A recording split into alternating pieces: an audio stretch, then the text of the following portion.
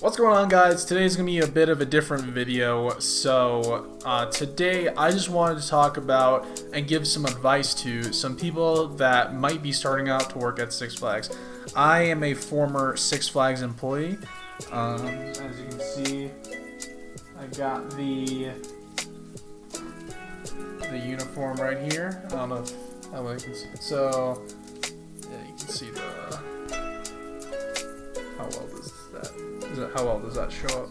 So yeah, there you go. And then also I got this shirt as well, just to show I'm not bullshitting. I actually like wearing this shirt. It's actually a pretty nice shirt, and it's held up for a few years, so I actually like wearing this. But yeah, I just wanted to show you guys and talk to you guys about if you're potentially working there, or just want to know what it's like working there, or just want to listen to some work stories. So I think I might just pop over some gameplay or something. I don't know. I'll do something in post. I don't know. So let's go over hiring. Hiring is very basic. It's low pay. The interview isn't hard. I do strongly recommend you have an interest in theme parks, or like riding roller coasters, like being around roller coasters, because that's all you're going to be doing, right? And if that's something you are not into, do not work here, like, honestly. So what's going to happen is that they're going to email you and they're going to tell you to go to the employee parking lot, which is pointed out on, like, they'll print it out on Google Maps or something. And then there's like a whole backstage area in the back of the park or somewhere. I worked at Great America, so the rides I worked, so the thing was kind of behind Goliath, and then the backstage area went like in the middle of the park, which is why it's a big circle. Again, the interview isn't hard. Don't worry about it. Just answer the questions. It's not like too deep. It's not deep at all. They hired me like right on the spot. I'm like, oh, okay, whatever. So orientation is a bunch of advertisements. Feel free to fall asleep during that. I feel a lot of companies that I've worked at, a lot of their orientations are just advertisements and be like, oh, check out the season pass, or like there's like a platinum like VIP pass or something that they just shove down our throats, and I'm like, why are you showing me this? So it's kind of just pointless, so feel free to fall asleep during that. So how it works is that you can choose what you want to do. You're not like assigned a role, so you can choose if you want to be on rides, if you want to be on games, if you want to be on food, whatever, like the people that work in the restaurants, or the people that work at those rigged carnival game looking things. Those things you can choose to work at, or you can choose to work on rides. So I worked on rides. So how it works is that you get like a first choice, second choice, third choice sort of system. I think it's only 3 choices you get. So I got my first choice. It's going to be very likely you get your first choice unless you pick one of the most popular rides. One of the shocking things that I didn't know is that you have to buy your uniform.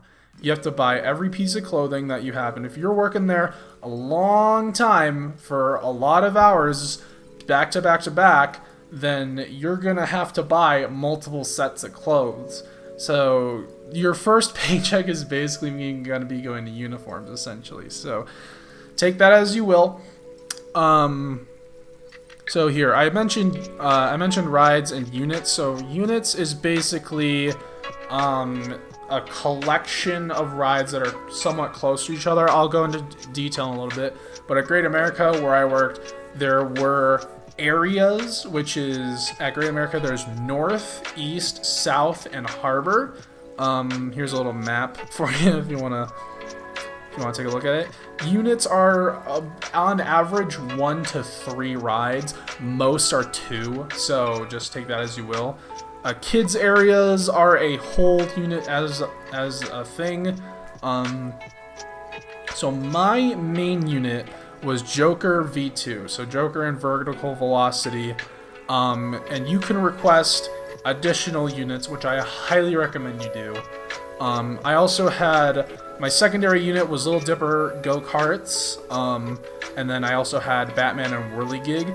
and I trained on Goliath, but I never actually got it, just because it was like the end of the season. So I got to do it for a little bit, and if you worked in the theme park world, then you know how it be though. So again, try to get more units, because being on the 1 the entire time is so boring. Like, oh my gosh, it is. You're gonna fall asleep, dude. Like, just doing the same thing over. It's very repetitive, especially a person like me. So let's go over the order of operations. Team members, which is, again, the blue shirts. That's team member. That is... Team members are going to be the bulk of the people working there, but they're not in charge of anything. They're just doing what they're told, so don't harass them, right? So, so team members at rides are going to be your family. So try not to burn bridges, you know, try to be nice to everyone. You're going to get along. You're going to get that. It's going to be kind of like how you make friends with a late night study group. Like, you're going to be working 12 hours and you're going to laugh and cry together. So it's going to be your family. So especially your main unit is going to be your family. So that's team members. Again, I don't know if they're changing the shirts. When I worked there, it was blue is lowest on the totem pole. Maroon shirts are the leads, and they're in charge of a unit. There's usually like 2 or 3, or there's usually like, most leads are the main person on one unit, but also can fill in for other roles on the other units. So leads are the people there's usually like 2 or 3 leads per unit just to cover multiple days. So area supervisors are again in charge of an area. North Southeast Harbor again is Rose Great America. And there's a bunch of them. Those are, when I was working there, they were in the green shirts. So they're like the people overseeing an entire section. So if, let's say, Batman and like let's say every section on North went down, those would be the people to complain to, you know? So, and they oversee, and they are kind of like the middleman from upper management down to the ride ops. So then above them is the park supervisors, which oversee most of the park. These are going to be people you rarely see, but these are also the people that have like a specific ride on their shirt. So instead of having a certain color, it's going to be, oh, the American Eagle shirt or the Raging Bull shirt, something like that. And they oversee most of the park, and then you have upper management, which you never really see. So park supervisors, everyone below park supervisors, if they're like, oh, this guy's coming, like, you're gonna know them by first name.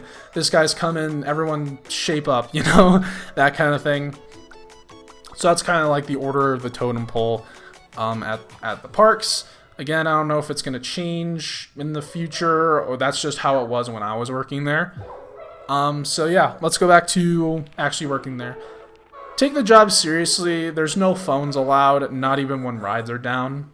So again, just like, you know, if you're working on a roller coaster, you are operating a giant multi-ton speed machine. So take it a little seriously. Don't just goof. I know it's automatic. I know you're just doing what the buttons tell you, but take it a little bit seriously, you know, like safety is the #1 priority. Like, don't just kind of be sitting in the operator booth going like that, you know? So how being a ride operator works is that on your first few days, those are going to be your training days. You're supposed to have 2 official days of training, but when I started working there, it rained like all the time, so all the rides were down like the whole time. So I was just kind of, my first week and a half was just kind of sitting there playing with myself, you know? But you're supposed to have 2 full days of actual training, and then you have a test at the end of day 2. The test is so flawed because you can't even like put what you learned to use. It's so stupid. So when you take your test, like it's usually about 50 to 100 questions, and it's pretty easy to pass. And if you don't pass, you just kind of go over what you miss. If you only miss like, if you're like 1 or 2 under the passing limit, they'll just be like, okay, so instead of this, you do this, yeah. Instead of this, you do that, yeah. But if you somehow miss a catastrophic amount of answers wrong, then they'll make you retake it, but it's not that big of a deal. And don't worry about it. Don't worry about, like, I know it's gonna be kind of scary running a huge roller coaster machine on your own, but don't worry. Ask a fellow team member. They'll help you out. They'll answer all your questions. Most of them are nice, hopefully. I hope your team members are nice, or it's giving you one hell of a year. So most coasters, V2 and Joker do not apply to this, but most roller coasters other than that have Tower as a separate test, which is, you know, the main control panel, you know. So and you want Tower. If that's your main unit, you're gonna get Tower. It's not like a, you know, it's you're gonna get it, so don't worry about it. But if you have like secondary units, for example, I didn't get Goliath Tower, you know, obviously, and I only spent like 1 day on Batman Tower, so don't worry about that as well.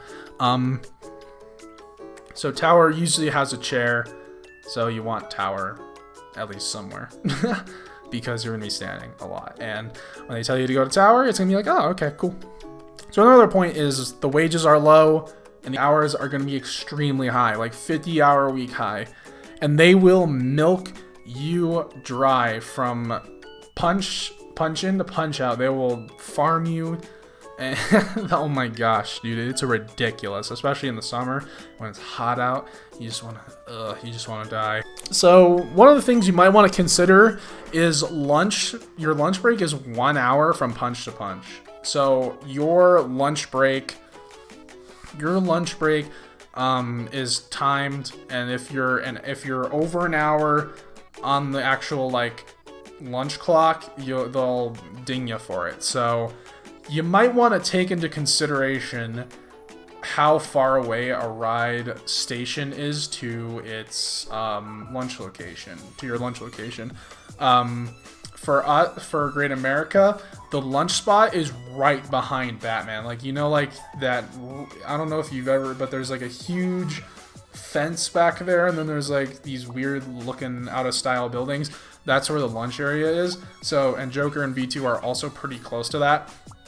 But I feel so bad for the people that work like at American Eagle or Raging Bull. Those rides are so far away, not only to like just walk down the exit and the queue, but also just so far away from just anything related to working there. So, and that also goes for getting there on time in the morning and stuff like that. So don't be surprised if you get in the gate. Like, if you're supposed to start at 9 and you get to the gate at 8:50, but it's also a 20-minute walk to your station, don't be surprised if they ding you. So, you know, like, there's gonna be a theme of penny pinching here, you know? Like, I get why they do it, but I think there really should be a punch-in station, like, right at the security gate. Like, I think it's so stupid, dude. It's just kind of like, because there's no phones, so you can't be like, yeah, I'm coming. You know? So one thing I get asked a lot is that, do you ride the rides? Occasionally you do. It's not like an everyday occurrence, but occasionally you do. It's mostly when it's not crowded and they have a lot of staff on hold. Yeah, get ready for a lot of crap. Most parks are near major cities, obviously, so you're gonna get a lot of interesting characters. One of my recommendations is that you do this as a summer school job, and what I mean by that is only do this job in between school seasons.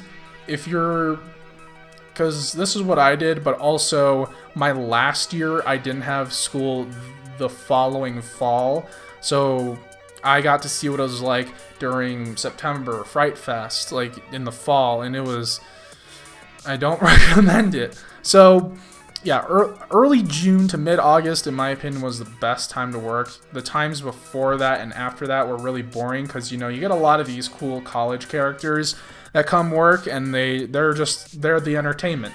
You know, they're what keep you sane. So when you make like a best friend and then they leave for college and you still have 2 months of work left, it's just kind of like, oh man, you're kind of spiraling, man.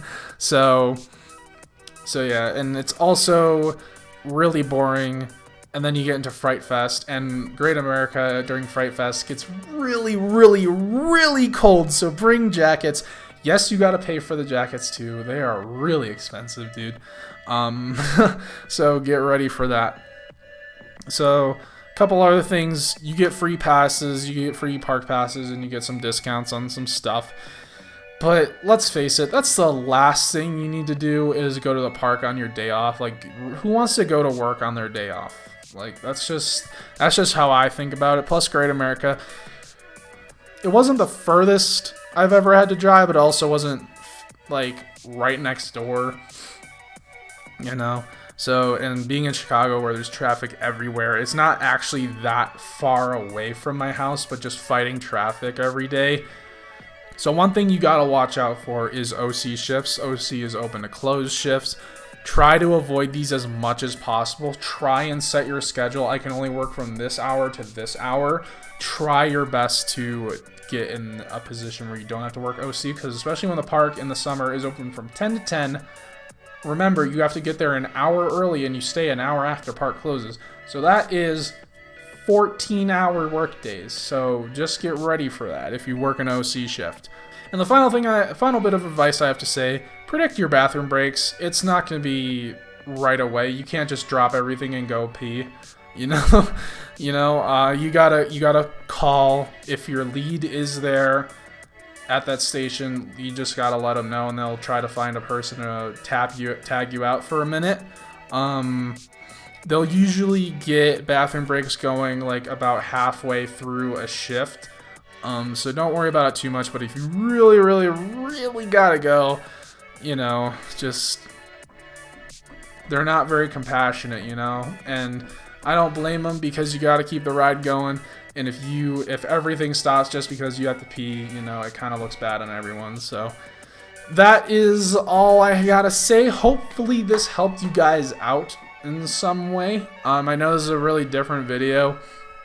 And I just started working the Call of the Dead video the other day, so if you guys are new, if you guys have any more questions related to amusement park work, you can ask in the comments.